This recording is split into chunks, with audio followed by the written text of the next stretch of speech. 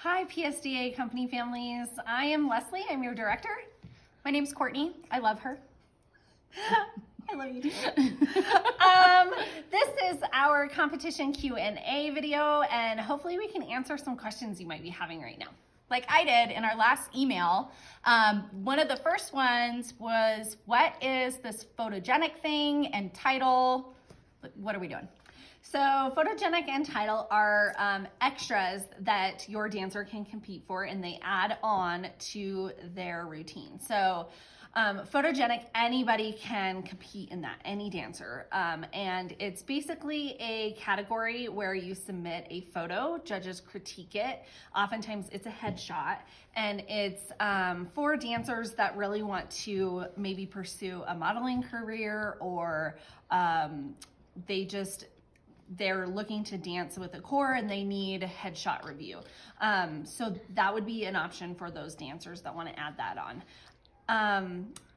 The other one, title, is actually for like top performers. So if you feel like your dancer is very expressive and really just commands the stage, this is a great add-on. However, it's only available to soloists, and some competitions only open it to their advanced dancers. But the competition that we are going to in 2 weeks, it's available to every soloist. So soloists can add this on as and compete for top performer. And it's basically for those dancers, like I was saying, that command the stage, that really have an amazing stage presence. And it's not so much the highest scoring performer, because sometimes they do end up being the same dancer, but that is not always the case. So it's those dancers that really wow you with their performance quality. Sweet. I figured it didn't hurt to sign Cassidy up for that, so yeah, we did it. We'll see. So how does like scoring work, or judging? Like how is all that played out? Okay, that's very confusing, and it's a little bit different for each competition. So once we get there and we get like their little scoring booklet, it'll have a breakdown for you. But oftentimes they'll have different categories. They'll have a high category like platinum or diamond, and then high gold, silver, and bronze. And each category is usually, you have 3 judges. Each judge awards 100 points. And then I think each of those categories is broken down by your score. So usually the top score is 290 or better, and then it goes down from there. Those are your pennies that we're talking about. Those are my pennies, right? yes. Those so scores are pennies. I do. I say that a lot. I'm like, you're going to lose pennies for that. So yes, each dancer, because a judge, you get 100 points from each judge. And so, if the dancers aren't pointing their feet, I'm like, you just lost pennies for that. And it's those points, those individual points that the judges award. Yeah. So is there just like one competition at the end, or one award ceremony at the end, or we're going to be going to multiple awards? And what does that look like? Yeah, great question. So there are actually multiple award ceremonies throughout the day, thankfully, because otherwise we would sit in awards for 3 hours. But what will happen on the first night, we have our soloists, I think our junior soloists, they are dancing first, and then they will have an awards ceremony Friday night. If your dancer is in town by then, they need to come to awards. Definitely our dancers that perform, if you are in whatever you perform in, you are required to go to that awards ceremony. Mm-hmm. And then Saturday, we'll have multiple awards ceremonies on Saturday, and everybody is required to go to all of the awards ceremonies on Saturday. And then Sunday, I think there are 2 awards ceremonies. The very last one, there are a couple people that need to leave because their parents have to work on Monday morning, which I understand, and we've prearranged that because the award ceremony is later. But otherwise, if you dance in the if you dance, you are required to go to that award ceremony that you danced in. And the awards are super fun too. Like all the dancers go up on stage who we're competing, or their whole studios often. And this year we were talking about our dancers in honor, our hopes, not hopes, but to boost spirit and camaraderie and kindness, to stand for the really high scoring dancers. Yeah, so in the highest, so let's say diamond is the highest scoring category. Any dance that wins that category, we're going to encourage our dancers to stand up for that, because it's a big deal for your dance to get that highest level. And then we also want to encourage our dancers to stand up for those that get first place in their category. So, yes. Or first place overall, sorry. Yes. First place overall. And then on stage for the awards ceremony, so all of our girls will go up and they stand on stage together as a group. So they're required to wear their company jackets on stage. Sometimes they're in costume. If they danced way early in the day, they won't be in costume. But they're required to have their jackets, and then they need to clap for everyone and show support for other dance studios. But it is fun. They get them hyped up, and then they call them up there to collect their awards and that kind of thing. So yes, it's fun. That's a good time. Yeah. Okay, perfect. So let's talk about competition day. I know last year, I forget which one it was, but we were the first at the convention hall, and I didn't really know what to do. So group me as our friend, right? So yes. What do you do? What happens if you're the first one in an almost empty competition hall? Okay, so if you are the first one, message everyone in GroupMe and say, hey, I am here. Let us know you're here, because then people that maybe are waiting in their cars or whatever, they know that they're not the only ones. That's really helpful. When you get there, usually, almost always, I have already checked in, and I will tell you where to go. Or there's signs, there's staff, there'll be some indication of our dressing area. It'll say Pagosa Springs Dance Academy. And sometimes they'll have like dressing rooms for us, but oftentimes it's one giant ballroom. And if you're the first one there, you got to get in there and you need to claim our area. And you need to claim an area that's big enough for our entire team. Now, we only have 22 girls, so our team is not big at all. Mm-hmm. And as you can see, I don't know if you can even see this, like our 2 bags alone take up this much space. Mm-hmm. So we need space. And so you're going to try to block off as much space as you can. Having a corner is really nice. Mm-hmm. And definitely try and get someplace that has an outlet. Yes. I know in my list I said, having an extension cord and a power strip. Yep. Those are also really helpful, especially if we don't get near an outlet. But if you're the first one there, try and get a good spot. That doesn't always happen. And sometimes I've been at competitions where you're literally in the middle of the room. And if that happens, that happens, but if you're the first one, try to claim a good spot, and then go back to GroupMe and say, hey, this is where I'm located. So you walk in, you turn left, you turn right, and then I'm right there. Let us kind of know where to go, or let the parents know. Dads, you are not allowed in the dressing rooms, okay? So don't think that you're going to be able to help your girls carry all their gear into the dressing room. That's the dressing room. No. Yeah, like towards the area? Yeah. Absolutely, but you cannot go in the dressing room. Yes. If you're a dad and you're taking charge and you need a mom to come in and help, just message us on the app, and we'll be able to come and help you finish carrying in all your items, okay? Yeah. Sweet. Yeah. So why do we have to be like dressed and ready and lashes and makeup and everything an hour and a half before our dance? Yes, hour and a half. Okay. So per any competition rules, you have to be ready up to an hour beforehand. And I'm giving us a 30-minute buffer because competitions don't always run on schedule. Oftentimes they're pretty close, but there's a chance that an entire dance crew could not show up because they all got the flu. And if that happens, then the schedule changes last minute and you have to be ready to go. Or maybe sometimes there's an issue with music, and so they have to move a song completely, and if they have to do that multiple times, then it shuffles the entire schedule around. And so they tend to get off schedule, and I don't want anyone to show up and then be like, you have to go on stage right now. So I'd rather have everyone there ready to go, and it just alleviates a lot of stress. I know that means more sitting around, but I would rather have that than stressed out dancers and tears and all of those things. Yeah. Yeah. So what do we do while we're waiting?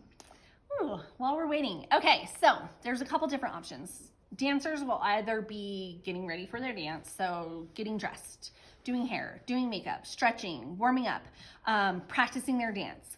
Or they're gonna be in the auditorium watching other dancers, routines. There's some really inspirational things, and it's pretty cool to see some of those advanced routines that like we don't get to see every day, and they are incredible. So I encourage my dancers to get in there and watch what's going on. But at the same time, if you are a dancer, you need to stay at the venue all day long. Like, you need to be there. You could potentially go to get lunch if you need to, but you need to be there because you're expected to be there for the awards ceremonies. You're expected to be there to cheer on your fellow dancers. So if you are not getting ready and your teammate is dancing on stage, you need to be in the audience cheering them on and supporting them. So we're not gonna like go to the mall on competition day, or competition catch a day. movie, or go to the museum, or go to a concert. That's not happening. No. Okay. No. Please don't plan big activities on competition weekend. I understand that we're in a big city and you need to run errands and do all the things. So parents, if you need to go to Target or go to the mall, like, do it. Need. Right? So fun though. Big city stuff. Go do it. But your dancer needs to stay at the venue. And here's the other thing.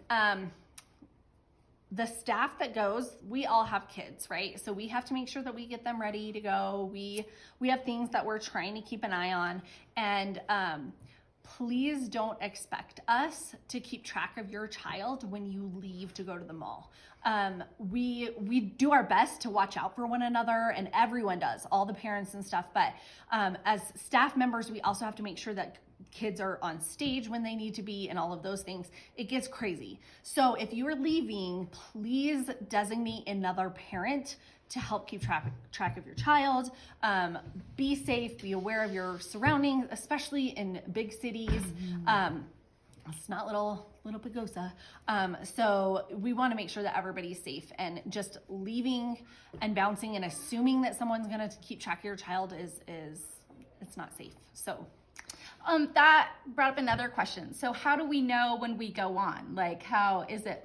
Are you gonna come tell me when it's time for Cassidy to dance, or is there a way for me to know where we are? Yeah, so I emailed the schedule out that has the timeline. Now, like I said, that's very subjective. It can change, it will change the day of. Oftentimes what will happen, they assign you a dance number, so like 284. And if you listen, you can see what number they're on. Usually they go in order. Like I said, sometimes there's music issues and they'll move, whatever. But oftentimes you can be like, oh, okay, they're on, if I'm, number 98 and they're on 74, then I know I have a little while. But if they're on number 90, like, I probably need to stay close. Part of that responsibility it falls on the parent to make sure that the dancer is where they need to be, especially because once you get high school age, the high school kids, they tend to be where they need to be. But our other ones, they run around, they have fun. I mean, there's merchandise to look at and all the things, but it's up to the parents to make sure that their kid is backstage, or not backstage, but their kid is in the dressing area where they need to be, close by, so that a staff member can grab them when it's time to go backstage. Parents are not allowed backstage during competitions, so you will have to observe from the audience, but please please, please, please make sure that your dancer is where they need to be 5 dances before they go on stage. And it's been my experience that everybody on the stage is super awesome. They're great with kids. They're really good about helping, getting them where they need to be and relaxing those backstage jitters. Yeah. So dressing room, yes. Backstage, no. Yes, exactly. Also, when our kids are waiting and they're in the audience and doing different things, I know last year at Believe, like, it makes me cry. I'm probably gonna cry. But we won something called a Spirit Award, and that it wouldn't matter to me if all of our girls were platinum, diamond. That Spirit Award is really what team is all about, what we are trying to foster. It's all rolled into that award. What is that? Yeah, so the Spirit Award, well, they called it the Spirit Award there.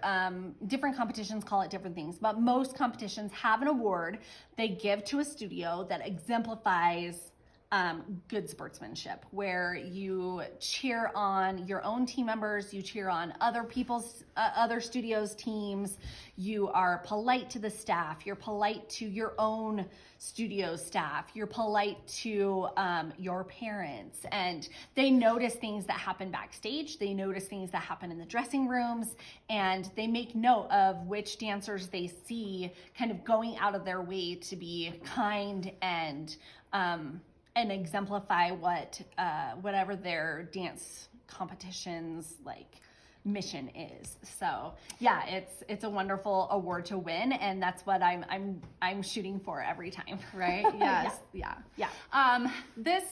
What is expected of our girls while they are watching dances? Like, what is like question. some etiquette that we should? Etiquette. Okay, so this is super important to me, and it's kind of a pet peeve. When you are watching, if someone is on stage dancing, you cannot get up and walk around, okay? You have to sit there, watch, be kind, and then if you need to get up to go to the bathroom, get a drink, you are ready to go get ready for your dance, wait until they are done dancing. I mean, that's your average theater etiquette, right? You wait until the scene ends. You wait until the dance is over. You wait until the music number ends. And so it's the same thing. So my dancers, I always tell them, do not get up and walk around until the dance is over. Sometimes I get whispering to your friend, oh my gosh, that was an amazing trick. But you should not be talking loud. You should not be disturbing the people around you, because that dancer's parents are probably sitting right behind you, and you don't want to ruin their experience of that number. And of course, you need to be careful with what you say as well, because all of those people sitting around you could be those the team members for that dancer. So you need to be cautious of what you say and make sure that you're always being uplifting. Which our team always is. Yeah. So what about food? Like, if we're there all day long, food, we're gonna be hungry. Yes, food. And our dancers need energy. They need energy. Okay, so I don't know if you remember this at convention, but I brought my wagon and I bring a cooler of food and snacks and candy and all the things. Chocolate candy? Yeah. Oh, I like chocolate. Yeah. Oh, no chocolate. I changed my mind. Do not eat chocolate, and do not eat anything that's like messy, blue. Yeah. Do not dye your mouth blue. Yes. Okay. You have to be real cautious of what you're consuming. Yes. On in competition costume. day. Yeah. Because if your mouth changes color and you go on stage, I'm going to be cranky. Right, and you're gonna lose pennies. You're gonna lose pennies because you don't look like 5 team pennies members. for blue teeth. For blue teeth. Yes. So no chocolate and no blue teeth, please. Yes. But you can have other candy. Okay, you can have sugar. Sugar on competition day is actually it's great because their adrenaline's up. They need that like instant carb energy like fix. Please make sure that you also provide your dancer with protein, because they need long lasting energy as well. Okay, so we need to be fueling their bodies, fueling their minds, so that they are equipped to have a successful day of dance. So please make sure that you are helping your dancer be successful. And that also leads me to caffeine. Okay. Some of our dancers like to get really caffeinated and then they get really anxious. So, word of caution, please limit the caffeine intake on competition day because it really does affect their jitters and their anxiety. But water is good, right? Water's Hydrate. great. Gatorade's great. Any of those are great options. Yes. Sweet. Yeah. So is there any like maybe surprise things or other things that we should expect at competition? Yeah, so some competitions have like day of signups for like improv contests or like a dance off competition or like they'll teach you a little like 4-count routine and then you perform it and they kind of see who does the best. And those can range from $5 to $30 to enter. And so be prepared for that. It's not a requirement. It's just something fun. So that might happen. Just know that, just keep that in the back of your brain. Okay. And that was so fun. That is, I know, I love doing it. I think it's really showdown. fun. It was a really good time. So, well, I think we covered all of our competition day things. There's some more nitty gritty stuff that we want to do. Maybe like what's in your dance bag, maybe makeup breakdown. So we'll do that in our next video. Stay tuned. All right. Click like and subscribe. And if we missed something, put it in the comments below. Yeah, comment below because we want to answer all of your questions. Thanks for being here, dance family. Thank you.